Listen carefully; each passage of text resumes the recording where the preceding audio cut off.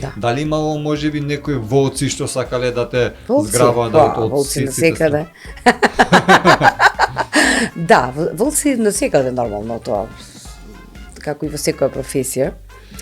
Меѓутоа Мислам да ти искористи на било кој начин, не сексуално например, него било каков начин, дали со пари, тогаш дали беше, не. да те... Тогаш беше многу почесно, во смисол, заради тоа што тогаш дури за пејачите се даваше пари. Дали на настап, дали на телевизиска емисија, дали на фестивал, дали на не знам што, значи ние си одевме од настап со пари.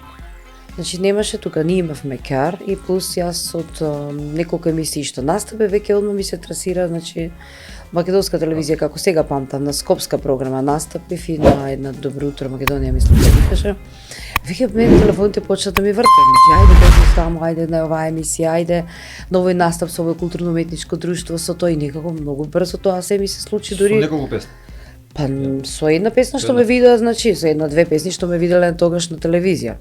А инаку и во другиот делови, ако веќе сакаш да кажеш, нормално дека од таа страна сигурно дека имало волци, меѓутоа јас значи мојата личност тоа не го дозволува и меѓутоа сум го... Тоа и до ден денешен го има? Да, го има, меѓутоа тогаш не сум била толку преферирана да јас можам онака да им обрусам и со мој